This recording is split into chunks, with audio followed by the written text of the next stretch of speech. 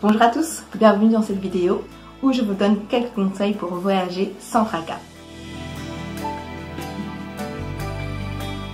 Alors, cet été sera différent de la précédente.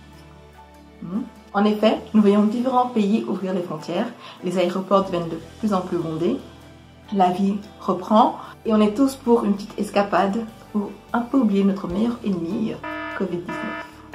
Dans cette vidéo, je vais vous donner quelques petits tips pour voyager sans trop dépenser et pour ne pas le sentir dans le budget mensuel ou annuel que vous avez. Voilà. Cette vidéo est utile pour les jeunes gens, pour ceux qui n'ont pas un énorme budget ou bien qui ne savent pas comment faire pour voyager chaque année. Mais voilà, j'espère que ça va vous aider. En réalité, cette vidéo est utile pour tout le monde pour voyager en famille, entre amis ou seul. Voilà, je vais vous donner quelques petits tips, j'espère que ça vous aidera. Commençons par le budget. Sans argent, pas possible de voyager à moins que quelqu'un te paye le voyage ou quoi. Mais voilà, sans argent, tu ne voyages pas. Alors, ce que je conseille, c'est comment faire pour s'assurer un budget vacances chaque année. C'est un truc que j'avais vu sur internet il y a quelques années, que j'applique, que j'essaye d'appliquer au maximum. Et donc, il y a deux méthodes pour pouvoir être sûr que vous aurez de l'argent pour voyager chaque année. Ou bien chaque saison, ou bien chaque... Voilà, c'est à vous de voir comment... Enfin, vous verrez bien, c'est à vous de voir comment vous allez gérer ces méthodes-là. En fait, j'appelle ces méthodes-là économiser, mais économiser malin. Première méthode, vous prenez une somme chaque semaine que vous allez mettre dans votre compte d'épargne, enfin, vous allez mettre dans une tirelire, je ne sais pas, que vous allez épargner chaque semaine exactement la même somme. Comme ça, vous ne le sentez pas dans votre budget, vous ne le sentez pas au moment où vous allez voyager, vous n'allez pas devoir chercher de l'argent, vous n'allez pas devoir vous dire « Oh, j'ai économisé pour voyager ». Non, chaque semaine, vous mettez une somme de côté et vous n'y touchez pas. Vous n'y touchez pas.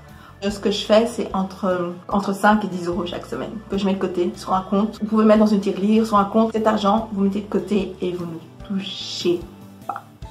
C'est vrai qu'il y a souvent, dans la vie, il y a des imprévus, il y a des factures, enfin, ça peut arriver, vous vous dites, bah, je vais y toucher quoi. Mais dites-vous que cet argent, c'est pour vos vacances, c'est pour une petite escapade au soleil où vous voulez. Cet argent, c'est pour vous faire plaisir. Donc, une petite somme chaque semaine que vous mettez de côté. La deuxième méthode, c'est presque la même chose, mais vous pouvez commencer par des petits montants. Vous commencez par 1 euro, puis la semaine d'après, vous commencez par 2 euros, la semaine encore après 3 euros, puis au fur et à mesure, vous augmentez le montant que vous voulez épargner. Je trouve cette méthode un peu plus compliquée. Ça demande d'être très carré pour pouvoir utiliser cette deuxième méthode. Je crois que les personnes très douées en économie et tous les comptables, ça devrait aller pour vous pour cette méthode-là. Mais moi, j'utilise la première. Une somme chaque semaine, exactement la même somme que je mets de côté. Donc à vous de voir laquelle est meilleure pour vous. Soit montant régulier, soit montant progressif. À vous de voir. Et un truc qui est très intéressant avec ça, c'est que si vous êtes une famille et que vous avez des enfants qui sont assez grands et qui savent compter, aller jusqu'à 10 ou quoi, je sais pas, vous pouvez leur enseigner cette méthode pour qu'ils apprennent à économiser. Et leur dire voilà, quand tu économises comme ça, et tu auras de l'argent de poche pour tes vacances.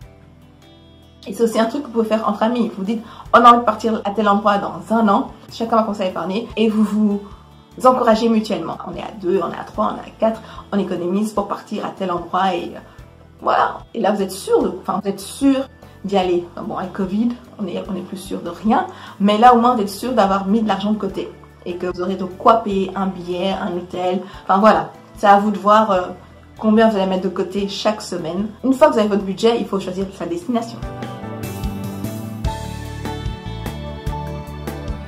Une fois que la destination est choisie, maintenant il faut voir, vous partez en famille, vous partez tout seul, avec des amis. C'est très important de déterminer exactement avec qui vous allez partir parce que il faut connaître les gens avec qui on voyage. Hein. Vous n'allez pas aller à Ibiza avec toute votre famille. Enfin, vous voyez, c'est... Voilà, choisissez une destination qui correspond aux personnes avec qui vous irez. Donc, si vous voulez aller entre amis en Grèce, trouver un endroit où vous vous amuserez entre amis. Si vous voulez partir en famille, essayez de trouver un endroit qui va plaire à tout le monde, aux enfants, aux ados, aux plus grands. Enfin, choisir un endroit qui correspond aux personnes qui vont voyager avec vous. Ensuite, comment choisir cet endroit? Cela dépendra de où vous voulez vivre aussi dans cet endroit. Vous voulez aller vivre en famille, vous allez peut-être rencontrer de la famille. Est-ce que vous voulez aller en hôtel? Est-ce que vous voulez aller en auberge ou bien vous voulez un Airbnb? Est-ce que vous voulez une maison ou un appart-hôtel? Un bungalow, un camping, tout ça, c'est des choses qu'il faut déterminer bien avant d'acheter les billets. Voilà. Moi, je vais vous donner quelques sites sur lesquels je vais pour booker mes billets. ou bien booker tout ce qui est appart-hôtel ou chambre d'hôtel. Enfin voilà, je vous donne quelques sites. Le premier site que je vais vous donner, je trouve qu'il correspond à toutes les catégories, donc vous pouvez y aller en famille, seul ou avec des amis. Le site s'appelle Abritel. Ils ont changé de nom il y a un an, je pense. Avant c'était Homely avant, maintenant c'est Abritel. Sur ce site, vous pouvez choisir où vous voulez aller. Donc vous pouvez choisir vous voulez aller en France, en Espagne, en Grèce.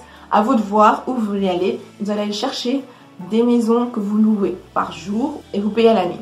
Ce qui est intéressant, c'est que quand vous y allez à plusieurs, ça ne vous coûte pas grand chose parce que vous divisez la somme entre vous à 4, à 5, à 10. Donc si vous voulez vraiment partir en grand groupe, c'est faisable. Il faut juste bien chercher le type d'habitation que vous voulez et vous divisez la somme. Donc voilà, ça c'est le site que j'utilise, que j'ai utilisé et franchement, les personnes sont très sérieuses. Je n'ai jamais vu d'arnaque sur ce site. En tout cas, ça fonctionne très bien. Alors pour tout ce qui est réservation de lieux, je vous ai dit, il y a Abritel. Pour ceux qui désirent, vous avez Trivago pour tout ce qui est comparateur de prix. Et Trivago, vous trouvez toujours ce que vous voulez.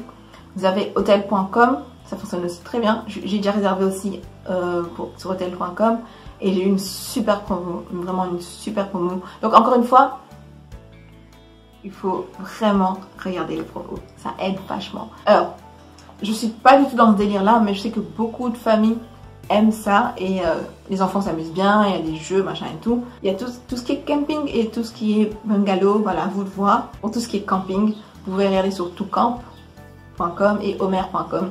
Là, vous trouverez votre bonheur. Un autre site que tout le monde connaît, c'est booking.com. Booking.com, j'aime beaucoup parce que, premièrement, vous avez les avis, tout ce qui est avis, review, tout ça. Vous avez les photos qui correspondent réellement aux endroits où vous allez aller. Bon, j'ai booké 3 fois dessus et franchement, à chaque fois, ça correspondait. Et ce que j'aime bien avec Booking, c'est que souvent, il y a des promos. Donc, créez-vous une alerte que vous allez recevoir par mail.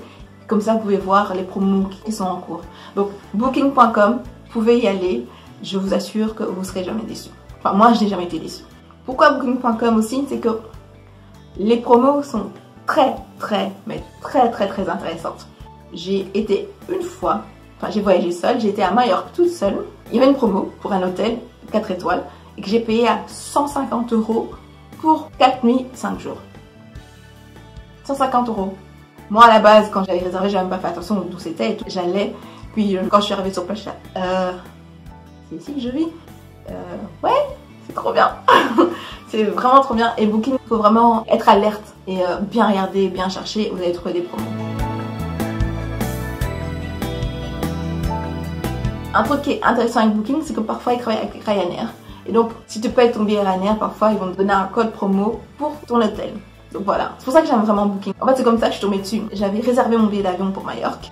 Ça, c'est super intéressant à dire. Il y a des périodes clés sur Ryanair. En général, vers le mois de novembre et décembre, il y a des fortes promos, mais des grandes promos. Ils font des sièges à 9,99 €. J'avais payé un billet de 8 €.